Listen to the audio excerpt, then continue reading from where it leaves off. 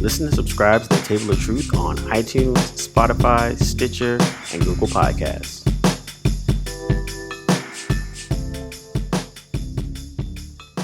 Welcome, everybody, to The Table of Truth. This is your man, Cam. With me, as always, is... This is Josh, the tech god. And this as well as... Oh, you're messing up, Jumping the gun. I jumped the gun. As well as... This is D, the professor. And welcome back, fellas. How's it going? Been a little bit, shaking some dust off. Been a minute. Immersed in playoff basketball, as black people do. Yep, that's true. It is a cultural tradition that around these times between the spring and the start of summer, that black people gather around on various couches, sometimes even outside, and we watch basketball. Preach. We watch basketball, folks. We follow it from the moment it starts to the moment it ends. I know. Unless you're D'Angelo, because you ain't been watching. Yeah, it's true. You're a liar. It's because he's been watching all this good television that's out. Like true. Atlanta. Look at you with the segue, son. Segue god. Is a 10-year podcast veteran, and sometimes I can just do this whenever I want to, fellas. It would appear. Well, I got my notepad out and I'm taking notes. So, full disclosure, I have not watched Atlanta, but these guys have, and they're going crazy about it. And part of the reason being is, one, amazing writing and character development, which has always been his kind of linchpin for the show. It just came back after, 3-year hiatus, was it? About a 3-year. Somewhere thereabout, yeah. Yeah, so our cast now is richer and more famous than they were 3 years ago. Yes, they are. And then they came back, and then they still gave the heat. Yes. Yes, they did. Yeah, they gave the heat. It was almost like, they never left. They never left us. They were been here for all this time. But really, the series just continues to show a different level of excellence in writing. And I think, writing being going to be a big theme here. They have Donald Glover. I didn't get it at first, what he was going for with Atlanta. I think there were a lot of cosmetic and optic imagery and things iconography that we're used to that made us, it was like red herring. We thought we were going to get one thing, and we, specifically a show about a young black manager trying to manage the career of his, or wannabe manager trying to manage the career of his Atlanta-based rap star cousin. And oh boy, did the show become so much more. And it's not even about that at this point. Like it almost doesn't matter. Exactly. Josh and I were talking about that before. It's like, at this point, you're not concerned with the progression of Paperboy's career. And I don't know if I would have been able to make that statement in season 1 knowingly, even though that's what I was seeing the entire time, that this was a story that's being structured for us to not focus on this guy trying to be a rapper and his cousin trying to be a manager. And then you put all the sort of archetypes in there. So you have the baby mama and Zazie Beetz and her character. And then you have of the manager, and you have the almost idiot savant pothead friend in Darius, played brilliantly by Lakeith Stanfield. And these are the archetypes we got. But then as the seasons went on, we realized, okay, these guys, this is much more than just the types. Like, these are fully realized, fully developed, nuanced black characters that show an array of emotions, an array of feelings, and an array of verisimilitude that I don't think we quite often get an examination of at such a high concept and high level.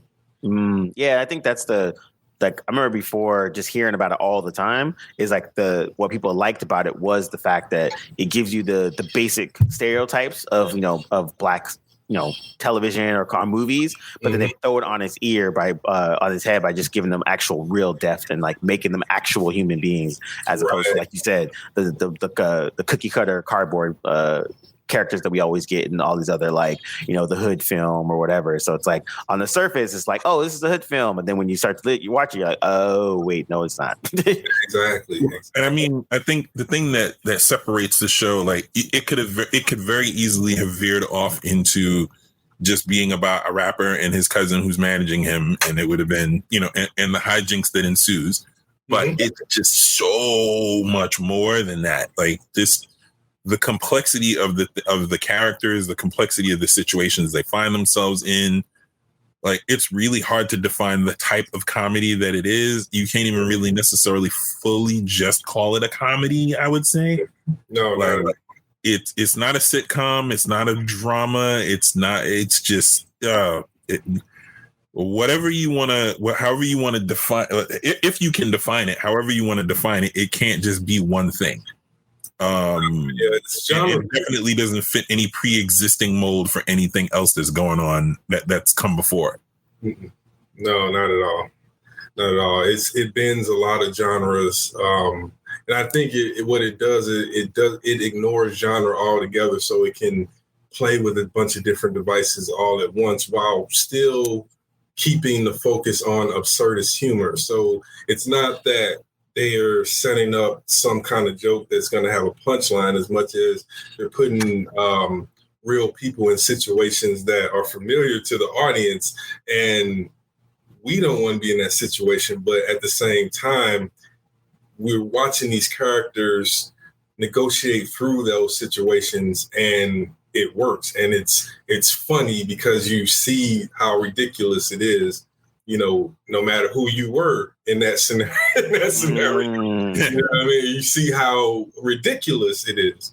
And so that is one of the best things about the series overall. And I think one of my favorite parts is that it handles the burden of what we like to talk about as the burden of representation. And for those of you who don't know what that is a lot of Black content creators are often hit with this, whether it's true or not, this judgment of whether or not the content is representing Black people. So I think what we have now is a lot more content from a lot of different Black voices, to where that doesn't need to be the big defining issue. But with Atlanta, it seems like they found a way to negotiate that, but not through a moral lens. So these characters are not, the morals of right and wrong are not filtered through our characters. They're just observations.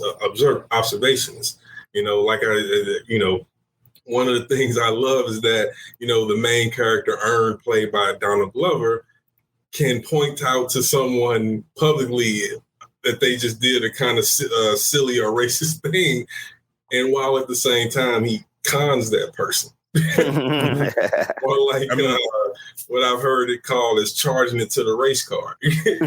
What's funny is, this is the rare moment that D'Angelo and I differ on something. I personally believe that there is a certain amount of burden of representation, but I also think that within that, you don't have to. Yes, when you appear on screen, whether you want to or not, just by right of where we are in society, you kind of are representative.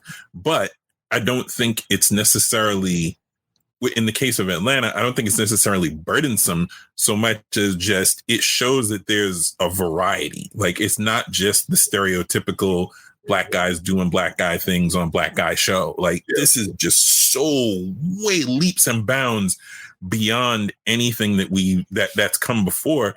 And I think it just shines a light on, like, yeah, you are representing us, but you don't have to be the stereotypical version of us, air quotes. Like, you can, there is a wide canvas, a wide swath of different types of Black people and different ways that we appear. And I don't think, fortunately or unfortunately, I don't think that gets a lot of run, a lot of light shine on it. And for, there's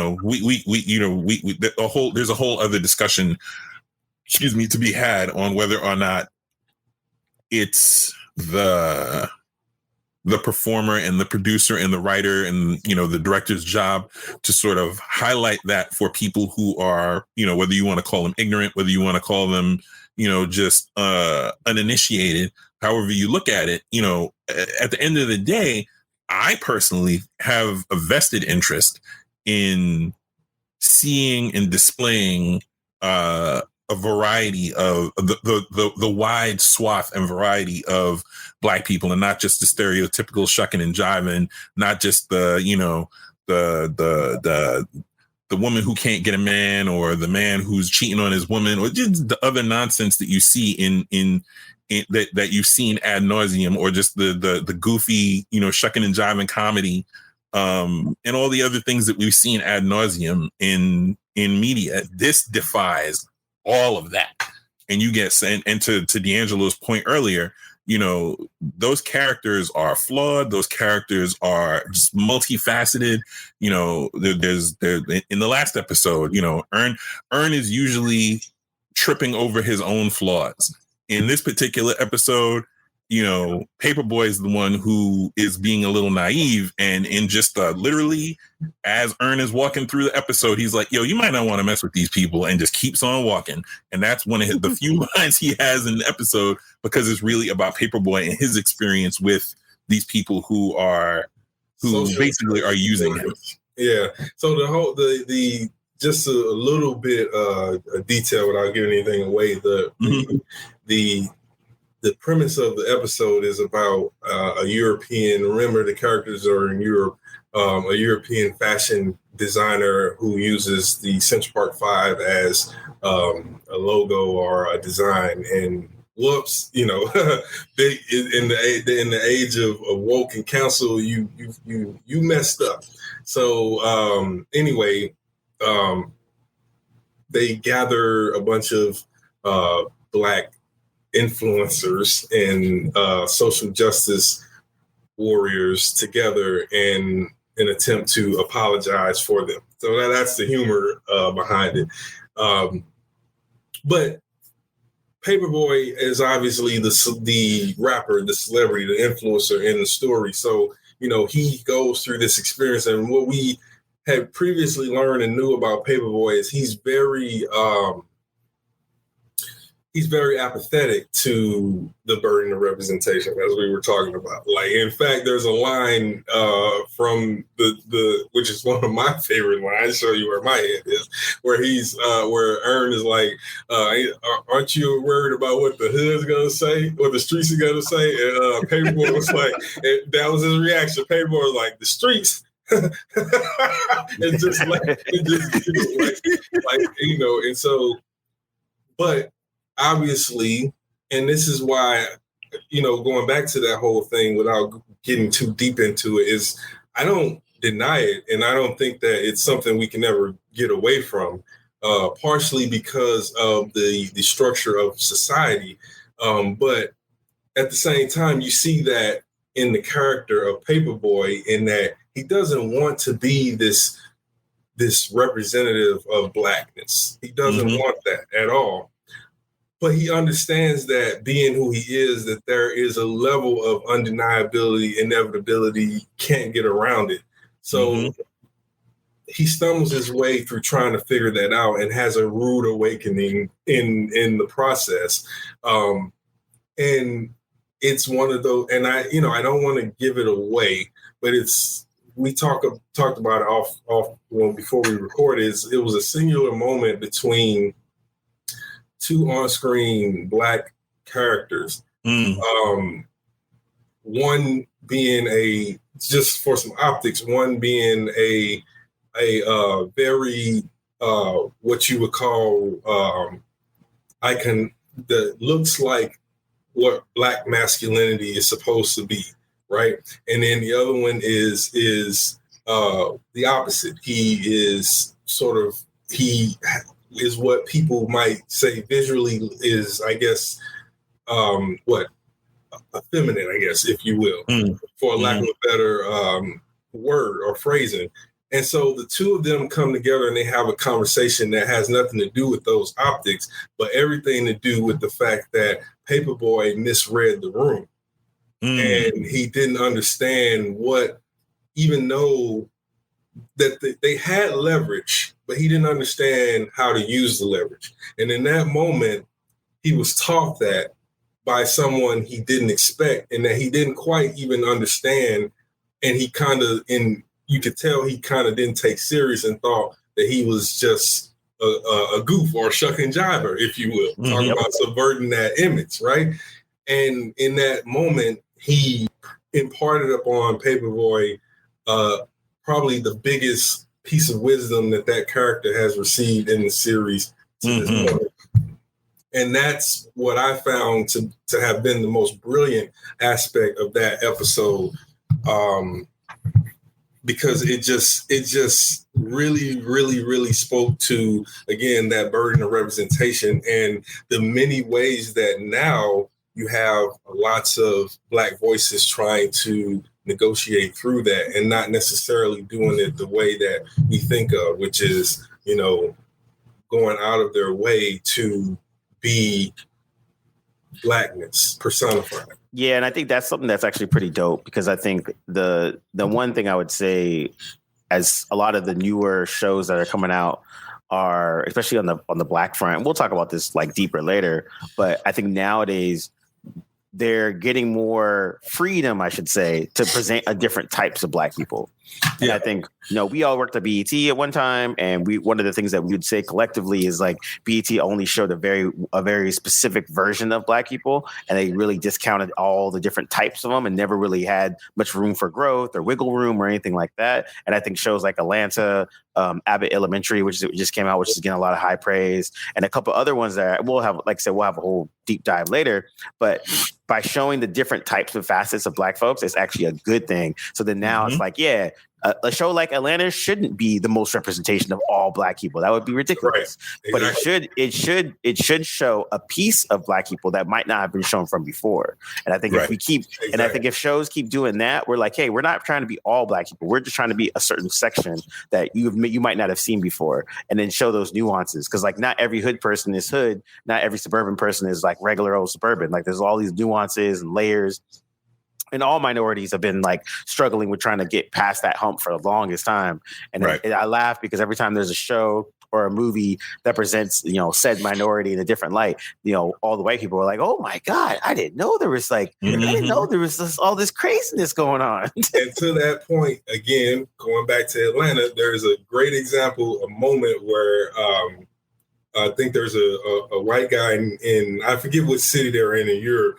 He's talking to Ern, and he's like, "Oh, so you guys are cousins, right?" And he's like, "You grew up in the same area." He's like, "But you don't talk. But you would talk white or something like that." He said something like that, and Ern's response was very much like, "Oh, I don't know. I guess if that's how you're interpreting, the way I speak versus the way he speaks, then fine, whatever." It wasn't like a moment where he felt he needed to teach that dude anything. He let him continue on being what he was, but the audience might have picked up something right there without being right. Yeah, exactly. And I think that's the cool part too, where it's like, I think now a lot more shows are not really trying to be like, hey, someone said something racist, let me make sure I comment on it. It's more like, all right, that's what you got to do. I have I don't have the energy to correct all the racist stuff that's going on anymore. And what you do is you show that, I think, on a philosophical and a much more you parallel that to what people want to know, what Black reality, Black life is. And unfortunately, there is no escape of that negotiation. We're constantly negotiating those things in our everyday life from the micro to the macro. So, and it's not that, some people you bump into intend to be offensive or have malintent. It's just, we're all in this kind of this crazy world of different histories crashing down on us. And, so Atlanta really does show that in a way that I think is more for the social aspect of dealing with racial politics in 2022 or whatever 21st century America. Yeah, and then I think now with like shows like Young Justice that started to harp really on their character development, just like Atlanta does, and this is on a different platform and it's a different medium, which is in cartoons. But you have a cartoon that shouldn't be as good as it is. And like they take really big risks when they do a lot of their character development. When they're presenting sensitive themes, I should say. Like, what was it? I think it was. Pick one. Yeah, it's funny. I was thinking because it made me think of an article I read about an episode of Glee. And the writer was like, this one episode has like 6 different themes. It was like racism, sexism, freaking homosexuality, single motherhood, like all these issues all packed into one episode, and they did it horribly. And it was just like, and I remember then I'm watching Young Justice, and like in a 22-minute span, they touched on all these sensitive things in an expert way, and then didn't annoy you. And it all still made sense for the narrative they've already established, the long form storytelling that they got going, which is like at this point, it's like a train that just keeps picking up momentum, right? So like they managed to pull all those things in without it being like, oh, that was just like a sensory overload of like, I don't even know what you would call it. Wokeness, I guess. I don't know. Yeah. I mean, the thing that works, the thing that works in their favor is they're not making them just like overt, like this is the Muslim episode. They're just all crazy alley-oops where it's just like, so this character is Muslim and they're going to discuss and in a moment of exposition and character development, you're going to get everything you need to know about how this character feels about their religion, about the struggles that they have. And it's not forced. Yeah. They had 2 overt episodes where characters are struggling with or using the lens of their religious beliefs to sort of enhance your view of the character from the perspective of the viewer. Yeah. It's so expertly done, and it's not ham-handed. It's not, the 3 of us always watch any number of shows, and there's always, if there's, I don't know, randomly, if there's a gay character, it always feels like there's this ham-fisted way that they introduce that character's personal preference, as opposed to it just being something that's just there and it's normal and it's not weird and it's not, like, hey, so this character's gay, so we're going to make sure that we have all these things to highlight that. No, man, no, that's not necessary. They just walk through their lives and they're just doing what they do. They're normal people. And it just so happens that this one aspect of their lives gets highlighted, and it's not weird. It's not dumb. It's not, it's not ham-fisted. It's just it's just who the person is, what they do in their lives, and you move on. And yes, it informs our viewpoint, our perspective, and our overall, the slant that you see that character in, but not in a weird way. It's just everyday walks of life. The way that a show should be. And I think also too, like, say for instance, in the latest arc that just came back now, you have one character who is known, Rocket, who's kind of known as the sister girl character. She's always, has a little bit of hood in her. She's like, whatever. And then now here you see her now. She is a single mom. Her child has autism. She's having struggles with a kid that's autistic. And they do it in a way that's just showing, do it in a way to show that this is something that she is, but then she's also a superhero. Right. Well, just one caveat: she's not a single mom. That's right. She does have a husband who supports her, helps her, and unmarried mom. support each other. Unmarried mom. I think that's what they or established. boyfriend, I guess. Yeah. Common law gentlemen. Common law. There you go. Yes, Even in a superhero cartoon. They live in two different places. But those matter. But I like that they did that because, even I remember because, again, she's on another planet in another galaxy, and the father of her child, let's not do baby daddy, yes, is like, hey, this is going on, blah, blah, blah. And she's like, okay, look, I'm doing an intergalactic like negotiations right here. He's like, oh, you don't got time for your child? Exactly. And there's an interesting parallel going on between her son and his autism and his mental health, as well as with the new god Orion, and the way that they've been able to show Rocket as that skewed parent who has no problem seeing this problem in this person, but when it comes to her own child, she's worried about him being stigmatized because one of the things that her the father of her child wanted to talk about was the fact that he has help for Amistad, who is the name. I think his name is dope. Yeah, and it's Rocket's son's name. Son get help for him, and she's like, oh well, that'll stigmatize him if he's got a special person helping him, and the husband's or the father's partner. I can't detail of what he is to her besides the father of Amistad. What happens when you can't use the word baby daddy? It's so annoying. It's less syllables, I think. That's all it was. It was just less syllables. Baby daddy versus father, and it's not passive. But anyway. Yeah. But I think it was a good, like you said, it was just expert writing and a good way to like two merging subplots. Like you said, she was able to see Orion's sort of mental health issues in the light that you should see it in. Like, it's not that he's just, rageful and whatever. Like, he's got mental health issues that he needs, that he's got things that trigger him. He's got things that calm him down. And, as such, the similarity between her son and Orion was completely overt, and just, you can see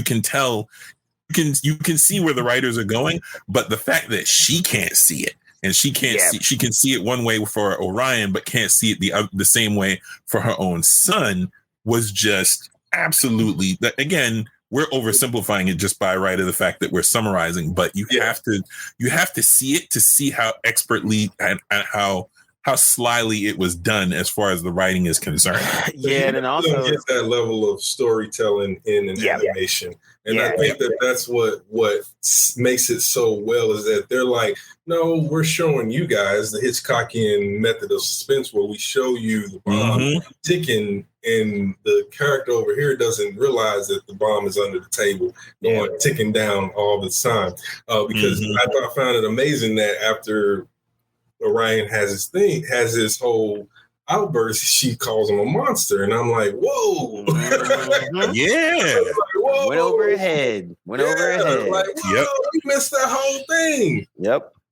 Nah, it's funny because one of the articles for Young Justice for this season, they were just like, and I quote, "This season has already featured issues like polyamorous and homosexual relationships, non-binary individuals, racism, generational trauma, grief, depression, and autism. And the season's not even over yet."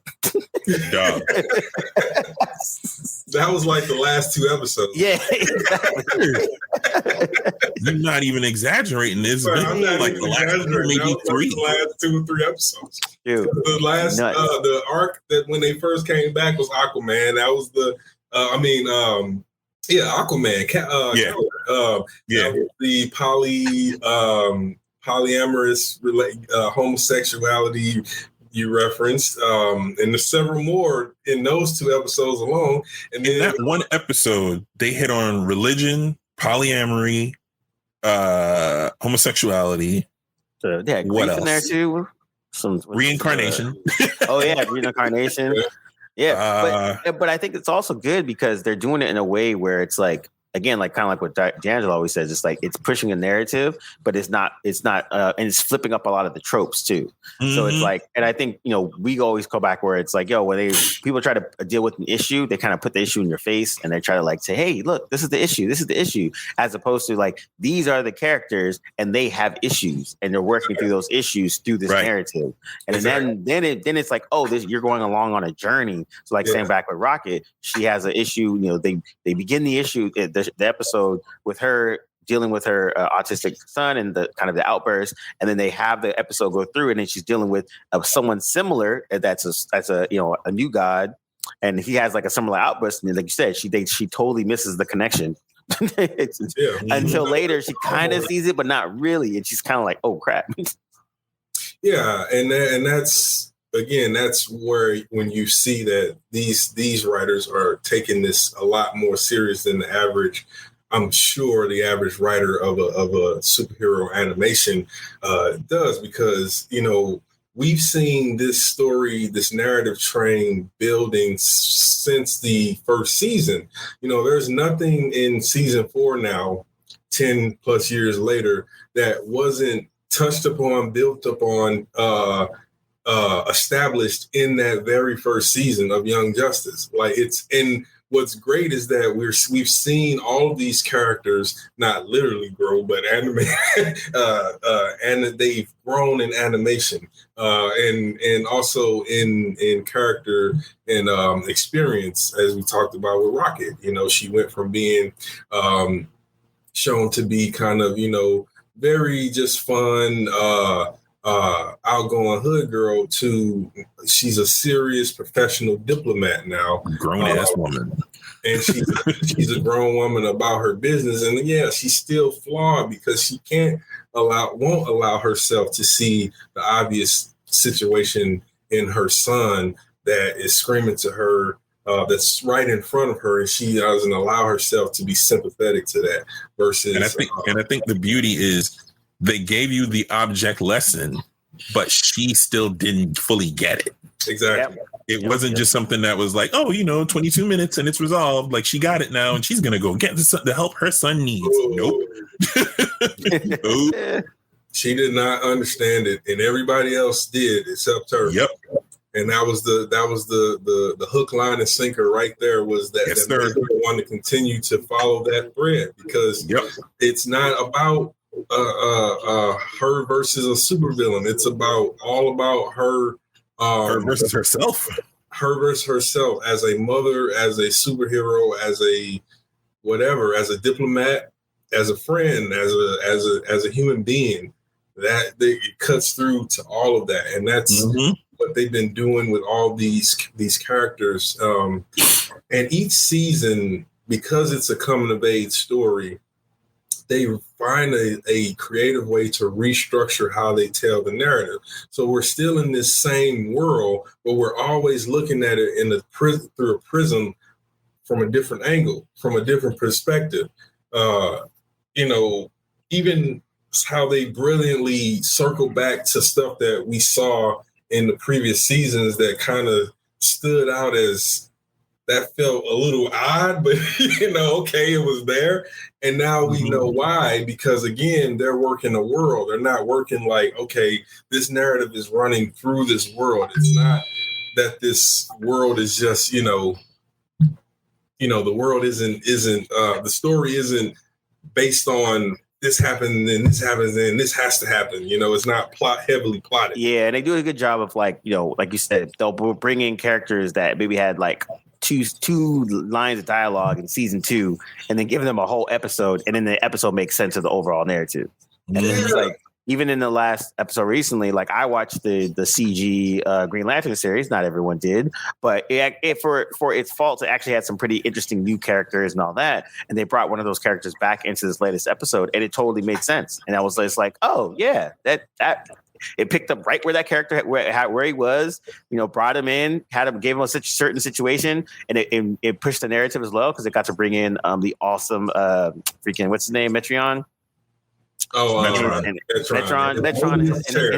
and his assholeness, and so the greatest scientist that the universe needs, but doesn't deserve. You would say that, but you last saw Metron in the season before, or no, 2 seasons before. Yeah, it was season 3. Yeah, season 3 with Cyborg, and you used to see his annoyanceness, and you see him back, and he's just on that same bullshit. Yeah, which is awesome. Willing to, like a scientist. Again, the reason I say he's the top god scientist because he behaves just like a scientist. Like he's willing to. He behaves like you. Hey, don't tell everybody that. You're giving away secrets that only people shouldn't hear about. Don't throw stones at glass houses. My bad. No, but with what's his name? I just got Metron. With Metron, it's the same thing. Like he's putting people through the ringer so he can experiment on some cosmic level, and it's funny because even his fellow new guys are just like, they're like, what happened? And Metron, say no more. Yep. Say no more, man. Yep. I'm sorry. Yep. it's like Orion and Beacon are just like, I'm sorry, bro. Like, this wasn't no more. We didn't even know he was coming. Like, oh, geez. All right. Yeah. No, but I think, and it's good because both Atlanta and Young Justice show good shows on these streaming services. And Atlanta is on FX.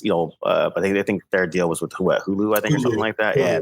So it's on FX premiere night, and then, or what used to be called first run, and then the next day or midnight, whatever, it's on Hulu. Yeah, and then Young Justice on HBO Max, and it still hasn't got renewed for its 5th season, by the way. Which is a tragedy considering Criminal. The Peacemaker get renewed. Yes, I think after like a 2nd episode. Yeah, and Titans did, and then see.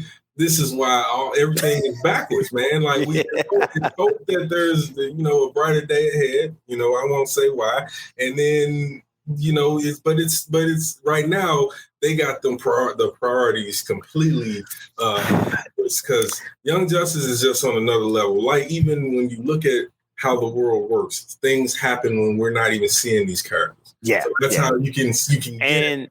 I use Young Justice as my marker because every time Titans finishes a season, I always ask, is Titans better than Young Justice? And you guys say no. So I'm like, okay, I don't need to watch Titans then. But I would argue that's not even fair to Titans anymore. Nope. Damn. Like, I would argue that comparing a lot of things to Young Justice is unfair to whatever that thing is you're comparing to Young Justice. I think that's the level of play that these writers are working with, that they're not pulling any punches simply because their characters are animated and their story exists in an animated world. The stakes, the consequences, the narrative structuring, the myth building, it's all as if it's better than a lot of live action superhero television. Like I don't know, I can't name a single live action superhero show that is better written than Young Justice. Nope. Me neither. No, I mean, I can't even think about one actually. I think about it. I'm comfortable making the statement that it's the best written show on television. I won't say show. I won't go that far. Well, best action series. Oh, best written. There's an argument to be made there. Okay, there you go. The animation versus live action is still a huge qualifier because of the differences in production. So I never bridge those two. But I mean, if you had Netflix money, then you can just do both, and you're good. That's true. You can hire Zack Snyder and shoot it. Hey! What did I do? He who shall not be named shall not be named. Yeah, come on now. I'll come up rules later. There are rules. I did it to myself. It just came out, and already I got a headache. Speaking of horrible things, Netflix's subscribers users have been dropping. like a mudslide. You know what it is, though? I think to me, honestly, I think it's a little bit of mix of both. I think it's Netflix rarely ever talks about their numbers in a way that's like quantifiable. And then I think that this massive drop in user base kind of made them have to for the first time. And then also too, it also balanced out why they were doing a bunch of layoffs and budget cuts of a lot of their shows, because they've been spending money like a drunken sailor for the last 15 years. Basically, well, since they launched their original content. Their original content. They were slow at first. True. They moderated themselves with shows like House of Cards, Orange is the New Black. There were some early ones that were okay, but they weren't hits like those would become. But then there was that sort of explosion between 2016 and now, well, a little after I'll say 2017, and now, where it was like Netflix was putting out press releases that they had picked up and had on slate like 111 movies. Oh yeah, and something for just one fiscal year. Yeah, and that was like, I remember thinking at the time, like I was like, I knew that they were buying up content and that they didn't really discriminate, because a lot of the content, to be honest, is not good. And right. But that was just on another level of ridiculousness. Yeah. That was just another level of it. Like that many films, many movies, like, come on. Like, you know that's like how the 70s exploitation studios used to do it. The only difference was they had budgets that were like nothing, and they would always flip it and make a lot of money, whereas this is the opposite. Yeah, exactly. And I think now, and then also, with now that everyone's finally caught up to them too, that's the other aspect of it too, because they were the only name in the game in town for a long time. Yeah. And then Hulu kind of got a little foothold in and all that. And then as everyone else started to make their own streaming services and starting to compete with them, it's like now it's kind of hard, because I would say Disney was the one that kind of made the biggest splash out of everybody. Mm-hmm. Yeah, Disney was actually like wedging into like profit sharing, like profit. Yeah. And Disney, when they first came out, they just made it clear, like, we want our stuff back. Whereas I feel like a lot of people, a lot of the other conglomerates were silently pulling their stuff from Netflix, and like over time, getting their content back and not making a big splash about it. But Disney was just like clear, and to the point where they were probably trying to whatever they can get them to break and just give them back. But they wanted all that, because it makes sense. They didn't have a lot for their platform. They needed that content.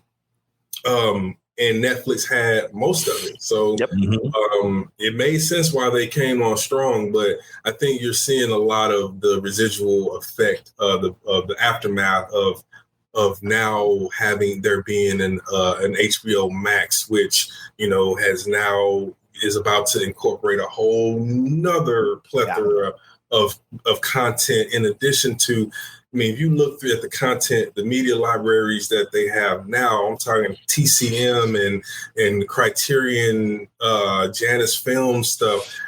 That's stuff that's not even for the Hollywood connoisseur. That's for the cinephile, the people who watch films that for the cinematic expression, in addition to the Hollywood 100th century of Warner Brothers, the century of Warner Brothers. So they have a mountain. They had sleeping giants that they were kind of walking in the field with, and now they just woken those beasts up, and they're flying higher than them. And they just took the model, and because they had the content anyway. Yeah, and I think that was the thing. Like, I think everyone else was scrambling to get the content. HBO and with Warner Brothers, they already had it. They just had to organize it to a point that's like worth it. Because I have HBO same with Max. Disney. Yeah, same with Disney too. Because I have HBO Max, and I got that with my my new internet service. And I was like going through it, and you're right. Like, the amount of shit they have is just deep.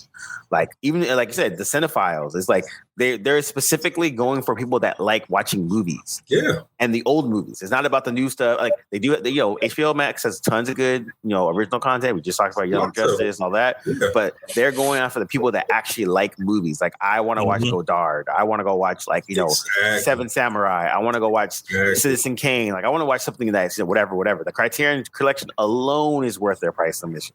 Especially if you're like a cinephile. If you're like a cinephile, whew. So I think that's the thing where Netflix now, I think they double dipped a little bit, but they were smart because they knew this was coming. So as they started to shore up all the foreign content, Korean dramas, Indian, Filipino, Thai, Japanese stuff. Like I watch a bunch of Korean dramas on Netflix now, which before I couldn't watch it there. I had to go somewhere else, or I had to Hulu had some of them, but not really. But now Netflix got some really good stuff. Like they got a really good collection, and that's their saving grace is what they've done on the international scene. Yeah, exactly. And bringing a lot of that content into the American stratosphere. Yeah, exactly. And I think that's why I think user base wise, I'm curious to see what number of that user base that they lost was American as opposed to foreign as well. Because I can see that being a big chunk being American, but then they're gaining on the international storm. Literally every week, every 2 weeks, they're adding a ton of South African content. Oh yeah, Indian. I was watching a random South African spy show, and I was like, why am I watching this? And it wasn't that bad. I was like, yo, this is dope.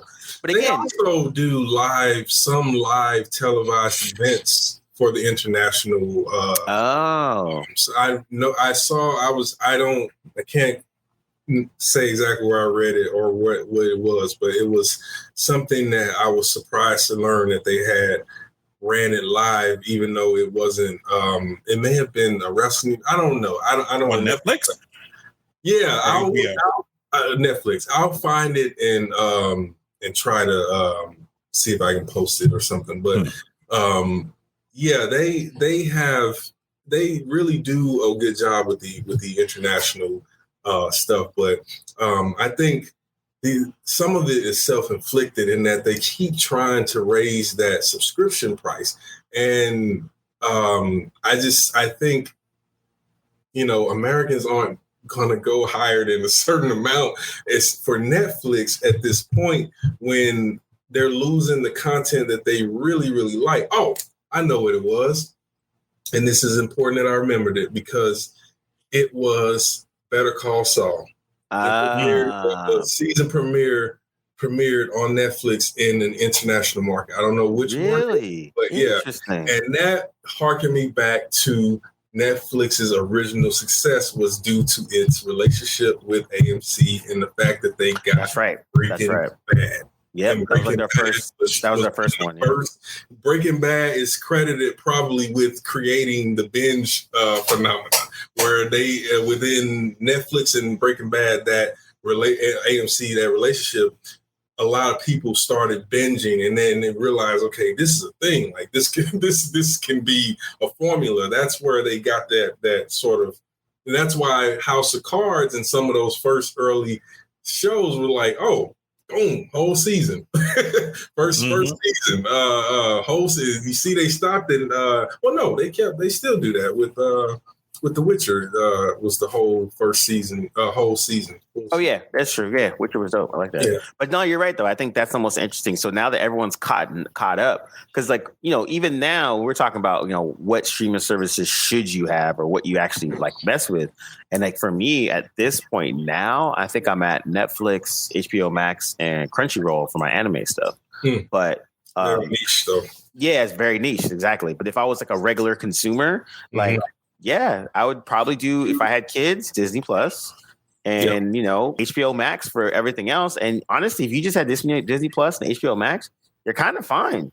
Hulu, maybe, because there's a connection with the ABC shows and CBS, network shows. Network television. Like sports and stuff. Yeah. Yeah, exactly. So, but yeah, you're right. At this point, you could kind of cut Netflix and you'd be okay. There's not really nothing that you're going to be really missing out on that's must see TV anymore. like it used to be, you know, like you said, like Star the House Trek, of Cards. yes, there is. Yeah, but that's you can go to Paramount. Paramount. You probably, if you have kids, you get it for Nickelodeon. Oh, that's true. Yeah. Yep. Or if you're most older people ain't trying to stream nothing, so you're not really the stuff that is the bread and butter for CBS Paramount probably isn't something that's going to attract someone older. Yeah, the audience said that they would get. That's not gonna happen. Yeah, like Stranger, what's and pick a show. I don't think there is any show that's on there that skews to that audience that anybody's gonna be like, yeah, I'm 65 years old and I'm gonna sign up for Paramount Plus. No. And even the content that they might watch, which CBS being one of the big three, the original big broadcasting networks, has a plethora of that. They have the I Love Lucy's and the stuff like that, the Guns, the Bonanzas, and like all that stuff that was on TV. They have that stuff in their catalog and in their library. Even the 60s Trek and TNG. As I said, my grandmother was a big fan of those series. But are they going to take the time to go through the streaming of that to do it? So I think the big triumvirate, the big three are without question in terms of content overall, a la carte, or Hulu, HBO Max, and Disney. I think the others are very, very. Netflix now has been backed into an optional corner. Because you got to really love Netflix to really be like, okay, I'm going to monthly now keep that going, because a lot of this stuff I can get other places, or, if I'm signed up with Prime, a lot of these movies are on Prime and TV shows on Prime. I think Prime is probably the good distant cousin of the other three, like just because of all the different stuff you have available to you. But I think now it's more it's less about, am I a Netflix person or am I a Paramount Plus person, or beholden to a particular service, and more, as I mentioned, Star Trek, more about what you want to watch. Because honestly, if it wasn't for Star Trek, I probably wouldn't have Paramount Plus. There's no reason for me to have it. Like I wouldn't watch like if it wasn't for Discovery, Picard, and all the other stuff that they have coming up. There's no reason for me to have, because all that stuff, all the Star Trek stuff is still on Netflix. So if I really want to watch it, there's no new content. I can watch it on Netflix. Yeah. They yanked the Next Generation. They yanked the Next Generation from what? It happened recently, because I went on there to find and watch the Next Generation on Netflix, because I like the fact that, obviously it keeps going. It's not there anymore. So again, as I said, a lot of them are quietly yanking their stuff from Netflix. Deep Space Nine is still on there. I don't know about Voyager, but TNG, and I know what you're talking about, Josh, because it was just recently on Netflix, because it's one of the first things that pops up whenever I open Netflix as a recommendation or whatever. Gone. It's not on there. I lost my spot because I was gunning through TNG on Netflix. Well, okay. I guess I got to figure it out on Paramount now. See, another reason. Again, to our point. Yeah, to our point. That's the other aspect of it, is that I don't think people are looking at it based on necessarily how many they have or cost. Well, not everybody. I'm not going to say that. Some people you can't. Yeah, very much looking at the cost. I know I am when it adds up. But like you said, it's more about the content and how much of it, the platform has. Having all of the Star Trek shows gets Paramount Plus a million subscribers out the gate, like at least 10 million subscribers out the gate. Easy. Like having all of that on there. Boom, you got it. The fact that they just don't have a Star Trek section that's just the Star Trek like streaming only, pay $4.99 for all your Star Trek stuff in one place. Oh, they'd be stupid too. They wouldn't get anybody on Paramount Plus. That's the whole thing. That would be a terrible idea. And now they're starting to realize how valuable Star Trek is, because when you open Paramount Plus, it's Star Trek. Like everything is Star Trek now, and it makes sense. You got Strange New Worlds coming. Lower Deck's probably going to have a new season coming up soon. Picard, yes, sir. Nobody, we're going to try to forget about Discovery, but I know, unfortunately, Josh is always going to remind me of how much of a Trek guy he is. So whenever I hate and try to destroy this Discovery, he's going to remind me that I should give it another chance. Hey, man, this is the burden that this is the burden that you carry is as a Trek fan. You have to, you know, the good and the bad. Yeah, the good and the bad. You know, probably in retrospect, I'll find something valuable about Discovery. But right now, the only thing valuable about Discovery is that they have a great protagonist, and that's all I'm saying. Good job. And she's a black woman, so you like black positives. And speaking of black excellence, ooh. Now, I was going to say I wanted to end this show talking about a lot of the recent kind of moves that a lot of some black creators are doing just recently. So we had a couple of announcements. We had basically Michael Jai White with his was it Gigantic Studios? So cool thing about him is he built his studio. He's also building his own like movie lot, kind of a la Tyler Perry, which is dope. I'm glad more actors are doing that. But he bought Hawthorne Books, which is an indie book company that's been optioned a lot of different people of color books and that kind of stuff, which is dope. Yeah. And that's kind of added. The most famous thing, and I'll have to follow up on and make sure I'm right, is The Theory of Everything. Yeah, I think that's right. A famous book that they published that went on to be manuscript to screenplay to big success, because I think that movie won some Oscars, if I'm not mistaken. Yeah, and then Kenya Barris is heading over back to Viacom to sign more billions of dollar deals and make new AKA Paramount Plus. Yeah, exactly. We got to say the new entity now. Viacom, right. As far Paramount Plus. But also it's not CBS All Access anymore, kids. Yeah, no, man. But he's also the thing I think is more interesting is that he's now part of the exec team of he's on the board now, yeah. On the board for BET's original content and movies and all that kind of ish. So our old workplace is trying to catch up with the big boys. They're trying to. You know, they do it. Focusing on those content creators, and that's a good thing. Tyler Perry already has his wing of content and shows that he produced for them, and I know that a lot of those shows have a built-in audience, and I think that's a good thing for them to do is keep building on that, because it's a really, it may not be a show that I will watch, but for every one of me, there's 10 that will like that show or those movies. So. Is keep chasing that. So I'm glad Kenya Barris is definitely doing that. And that us from 2017, thanks them. I know, right? And then also recently, Nia DaCosta, who did Candyman, she's doing the upcoming Marvels movie for Marvel with the Captain Marvel and the rest of them.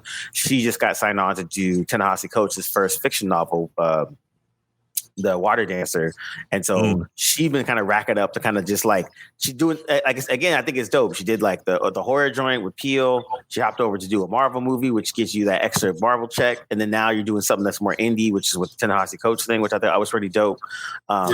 And in the middle of what you mentioned, to add on to the Marvel aspect more than anything, is it gives her that opportunity to show that she can handle the big budget production. Yep. It's one thing to do a horror film. A horror film is a moderate budget production in Hollywood, especially that Candyman film that she did. She grounded it, probably didn't spend a lot, made more. Which is definitely a proven thing. But I think with Marvels, that'll give her an opportunity to show that she can be a box office player. And that's good for an early opportunity as this early in her sort of filmography. And then bring it back to the indie scene or the more lower, calm down from the big high fantasy type of stuff. Yep. And then I think also I was going to say is our one of a fan favorite of the pod, Kevin Garreau, who did all the Underworld series and everything else. Yes, sir. Underrated people. Him and Charlemagne the God are actually teamed up to launch a comic series.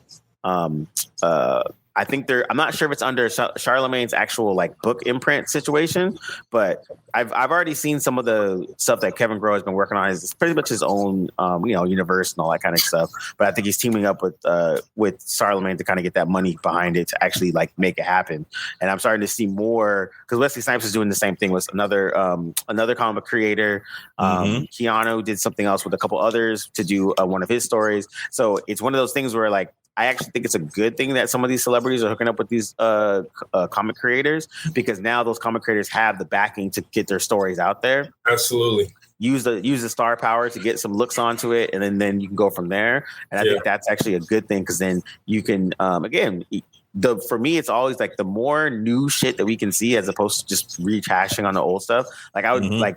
And Kevin Garreau, he made Blue Marvel, which is like just waiting to be a TV or movie at some point. The fact that Blue Marvel has not been done, that Marvel, the MC hasn't been brought into the MCU or option. I don't know if Disney owns it or if they can use it. The character, I believe so. I believe so. Yeah. Okay. So the fact that character hasn't been adapted in this age of so-called diversity, and we got, I get it, Black Panther, the history and all that stuff, and it was great. I don't want to say anything that loots or negates what we got with Black Panther, but the fact that now, even beyond that, we don't have a serious effort to, as far as we know, to bring Adam, the Blue Marvel, onto either the small or big screen. I mean, I would have rather seen that than Moon Knight. I'm just being honest, and no disrespect to Moon Knight, but that is a really good story. It's a powerful story. I think even if they had the perfect way to have Backway introduce that character would have been the Falcon and Winter Soldier. But maybe not as much, because he's actually a super being.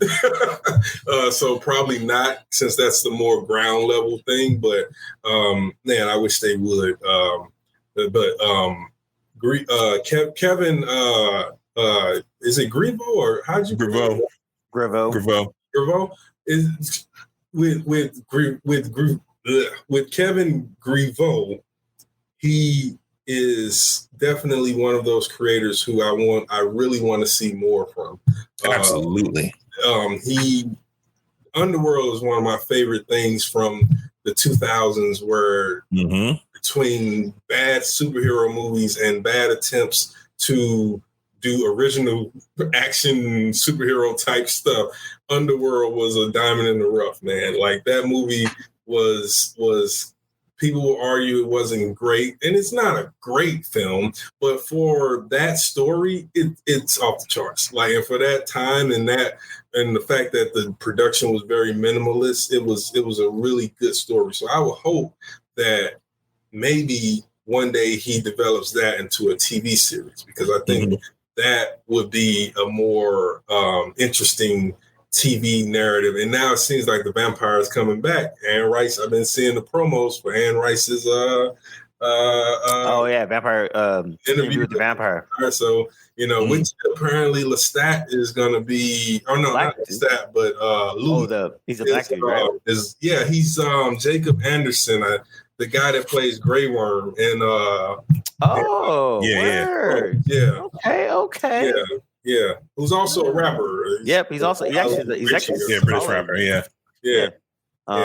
Okay, that's pretty dope. Yeah, you're right though. I think it's one of those ones where, like, and I've been following Kevin Garreau's work since Blue Marvel, and then he did a good stint on the New Warriors for a hot second, and he did some other good stuff too.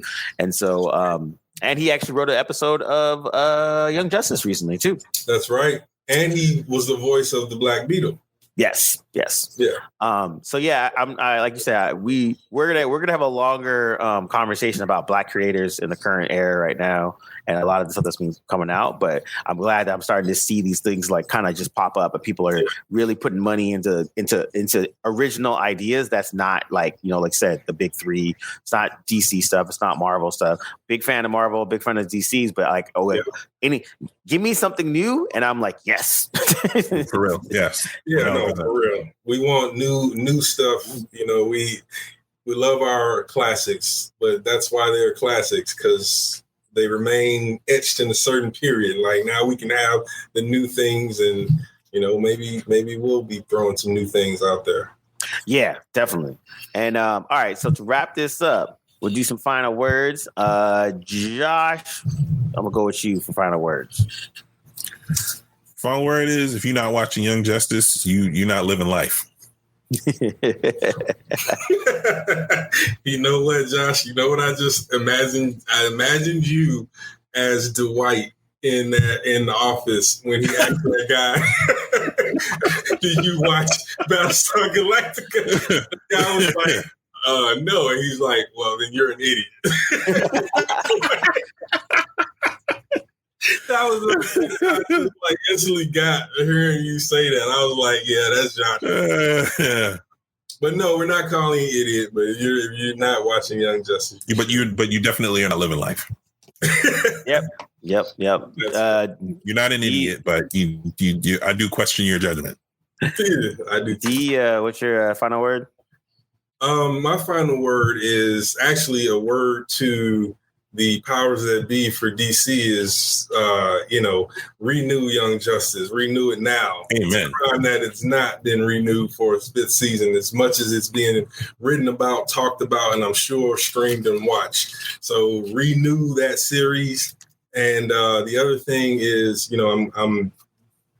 I'm hoping that with this continued conversation, that as we talk, more Black content comes out, and watch Atlanta, because it's definitely one of the high examples of what's going on with this sort of renaissance of Black media content. Yeah, I would say piggyback on that. That's the one thing I'm enjoying a lot of the new money that's being put into a lot of Black creators, and to create new stuff, and actually like give them the space to kind of like, flex a little bit, give them some time to actually make it good. And like, I think that at least giving people, I really hope for a lot of the newer ones that are starting to pop up, that they get that at least like, that 2-season kind of try, so you can get your footing, you can figure it out. Because not everyone's going to hit out the park out, from the jump. But at least give people the room to like a little bit fail, work on it, get some better. And so I think I'm glad that you're starting to see this pop up more, and it's inspiring a lot more younger creators to kind of do more things, which is dope. Absolutely. And so, like I said, we, as much as we do like the classics, like just original stuff, because we know this out there. It's just the fact that people got to put money into it to kind of get them out there. So.